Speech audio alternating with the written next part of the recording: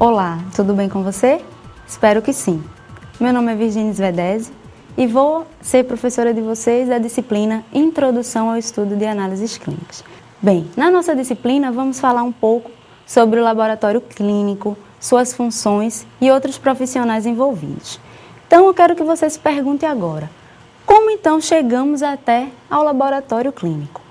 Tudo começa com a solicitação do médico. Então, a partir do momento que você vai ao médico, o médico possui várias perguntas a respeito da sua saúde, ele quer descobrir o que está acontecendo com a sua saúde e, a partir disso, ele vai passar uns exames de rotina, chamados check-up. Então, através desses exames, o médico poderá saber o que ocorre com a sua saúde. E é desse jeito que o paciente chega até você, o paciente chega até o laboratório clínico.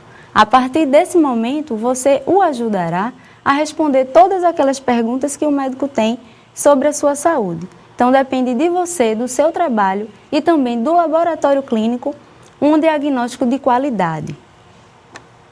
Bem, e o que pode ser definido como um laboratório clínico? Então, o laboratório é um local destinado à realização de exames laboratoriais.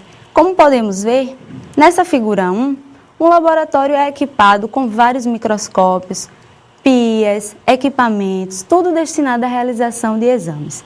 Nessa outra figura, o técnico já faz a coleta de sangue e já vai fazer uma análise. Também é realizado no laboratório. Então, dependendo do tipo de exame a ser realizado, esses equipamentos poderão ser modificados. A Agência Nacional de Vigilância Sanitária, a Anvisa, através da RDCR número 302, vai regulamentar o funcionamento do laboratório clínico. Esses laboratórios podem ser públicos ou privados, mas todos eles precisam atender a essa regulamentação. Nessa regulamentação vai falar sobre o funcionamento, quais profissionais podem trabalhar no laboratório clínico, ou seja, tudo que um laboratório clínico precisa vai estar nesta regulamentação. E é a partir desta regulamentação que é também elaborado os setores de um laboratório. Vamos ver aqui nesse esquema esses setores. Então, um setor essencial no laboratório é a recepção. Na recepção, você atenderá esses pacientes, receberão. Então, um acolhimento adequado, paciente, é muito importante para que o paciente se acalme e a coleta seja realizada da melhor maneira possível. As salas de coletas podem variar de números. No exemplo aqui temos 6 salas de coleta, mas isso varia de acordo com o laboratório. Nas salas de coleta, como o nome já está dizendo, serve para ser feita a coleta do material do paciente. Então, essas salas também mudam os equipamentos de acordo com o material. Então, por exemplo, vai se fazer um exame de sangue, precisa de um equipamento, vai coletar uma secreção bacteriológica de uma pessoa, já são outros equipamentos utilizados. Nós veremos detalhadamente esses equipamentos nas demais aulas. Outros setores fundamentais no laboratório são os setores de análise. No exemplo aqui só coloquei 5 setores, podem ser mais. Então, setor 1 de hematologia, setor de bioquímica, de microbiologia, setor de urinálise e parasitologia.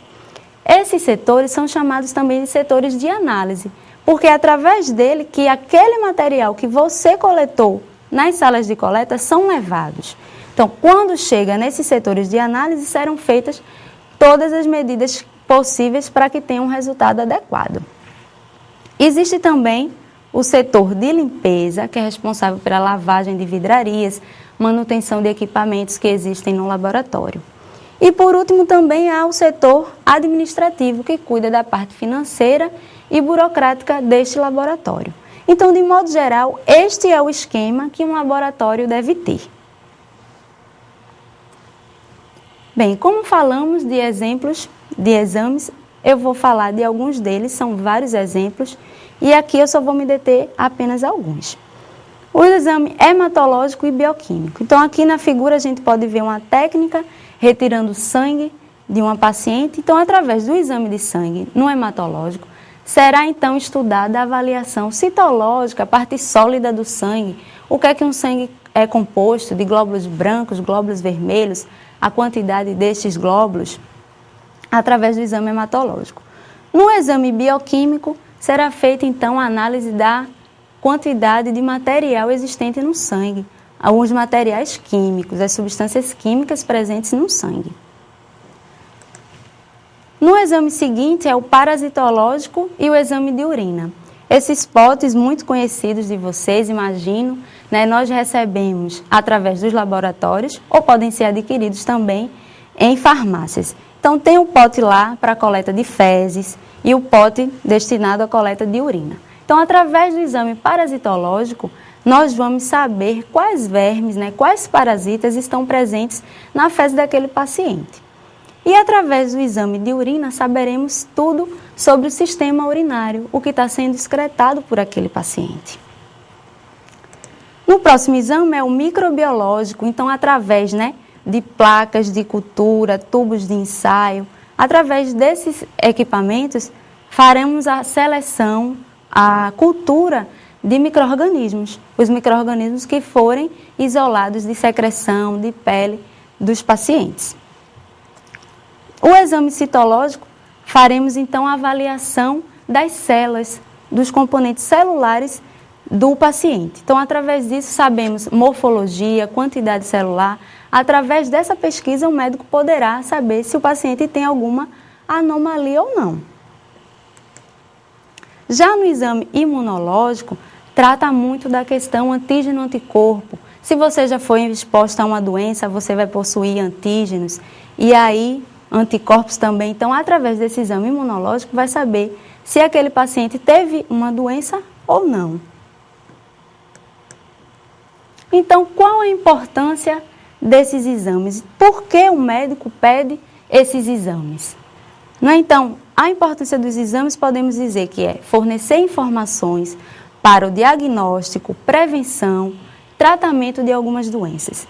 Então, quando você leva para o médico todos esses exames, ele vai fazer uma avaliação completa e saberá como está a sua saúde. E a partir disso, ele vai saber quais remédios vai utilizar, qual tratamento aquele paciente deve ser submetido. Bem, então assim como os setores dos laboratórios, os processos operacionais, ou seja, todo o processo que ocorre no laboratório também é regulamentado pela Anvisa. Então, a Anvisa divide os processos laboratoriais em 3 fases. A fase pré-analítica, a fase analítica e a fase pós-analítica.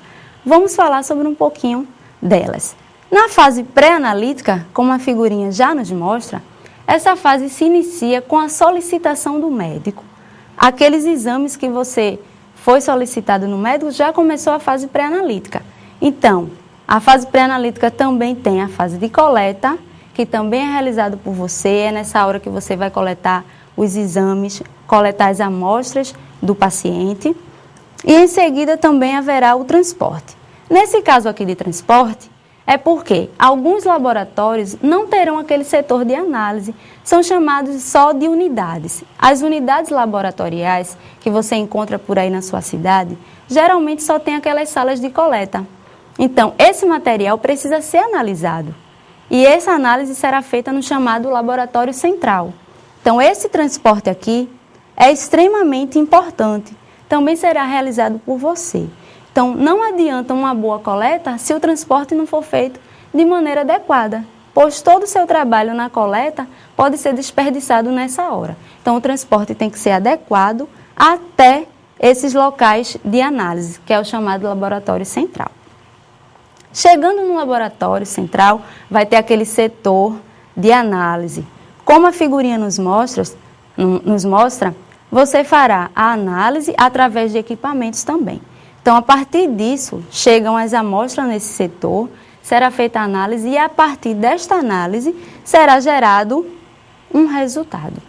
Esse resultado será assinado, nesse momento, por outros profissionais. Pode ser o bioquímico, o biomédico, o biólogo ou até mesmo o médico. Então, a partir desse resultado, o paciente vai levar esse resultado de volta ao médico e a partir desse momento o médico vai diagnosticar o que aquele paciente terá. Bem, agora que a gente já sabe um pouquinho de como é o laboratório, de como está tudo no laboratório, você pode se perguntar, onde eu posso trabalhar? Então, você vai poder trabalhar em hospitais públicos ou particulares, públicos mediante concurso público, não é mesmo? Então, mas você poderá trabalhar nesses hospitais tranquilamente. Em postos de saúde, clínicas particulares, existe um número crescente de clínicas laboratoriais, as chamadas clínicas do bairro. Então, esse também é um local de trabalho. Poderá também trabalhar em instituições de ensino e pesquisa, como a Universidade Federal de Pernambuco. Lá existem laboratórios de biomedicina, laboratórios de técnico em análise, então vocês também poderão trabalhar neles. E essa figura, eu quero que vocês prestem atenção, é sobre os investimentos que o curso de vocês está tendo. Não é? Então, o presidente Lula aqui numa visita a um laboratório do Rio de Janeiro. Né? Então, está sendo muito bem investido o curso de vocês, é um curso que está tendo atenção e depende de você ter esse sucesso profissional. Então, se você se esforçar, se você batalhar o seu lugar ao sol, com certeza você será recompensado. E como atividade dessa semana, né, tá lá já no ambiente, vocês terão que realizar uma entrevista, serão agora jornalistas. Vocês realizarão uma entrevista com parentes, amigos, conhecidos, né, sobre a profissão do técnico em análises clínicas. Então, será que eles conhecem essa profissão que você escolheu para você? Né? Então, você vai ter que vestir a camisa do seu curso e fazer essa entrevista. Se eles não sabem, vocês avisem, falem como é, puxem para o seu time, né, o técnico de análise. Então, a partir dessa entrevista, eu quero que vocês façam, então, um panfleto sobre a importância desse profissional, em Word ou em PowerPoint, vocês escolhem.